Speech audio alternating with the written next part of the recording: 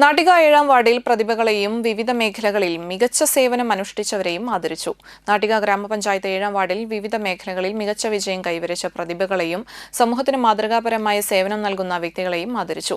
Ward member Rajani ബാബുവിന്റെ നേതൃത്വത്തിലാണ് ചടങ്ങ് സംഘടിപ്പിച്ചത്. SSLC, +2 പരീക്ഷകളിൽ ഉന്നത വിജയം കരസ്ഥമാക്കിയ വിദ്യാർത്ഥികളെയും അബാക്കസ് സംസ്ഥാനതല മത്സരത്തിൽ വിജയിയായ ദിയ, ചെസ് മത്സരത്തിൽ സംസ്ഥാനതലത്തിൽ നേട്ടം കൊയ്ത ആദികൃഷ്ണ എന്നിവരെയും ചടങ്ങിൽ പ്രത്യേകം ആദരിച്ചു. വ്യക്തിഗത പ്രതിഭകൾക്ക് പുറമെ സമൂഹത്തിന്റെ നട്ടെല്ലായി പ്രവർത്തിക്കുന്ന തൊഴിലുറപ്പ് തൊഴിലാളികൾ, ഹരിതകർമ്മ സേനാംഗങ്ങൾ, CDS അംഗത്തെയും ആശാപ്രവർത്തകരെയും അവരുടെ വിലയേറിയ സേവനങ്ങളെ മുൻനിർത്തി ചടങ്ങിൽ ആദരിക്കുകയുണ്ടായി. CPIM Nattika local secretary KB Hamsa ചടങ്ങ് ഉദ്ഘാടനം ചെയ്തു. Thalikulam block panchayat member TP Soman മുഖ്യാതിഥിയായിരുന്നു. നാട്ടിക ഗ്രാമപഞ്ചായത്ത് മെമ്പർമാരായ KK സന്തോഷ്, പവിത്രൻ എന്നിവർ സംസാരിച്ചു.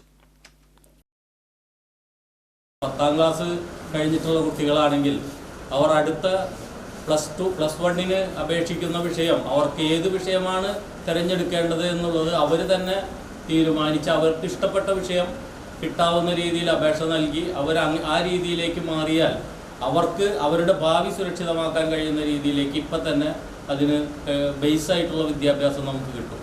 അത് ഡിഗ്രിക്കും അതുപോലെ മറ്റു വിദ്യാഭ്യാസത്തിലേക്കൊക്കെ തന്നെ തുടർന്ന് മാറിപ്പോകാനുള്ള ഒരു ചാൻസ് ഉണ്ട്.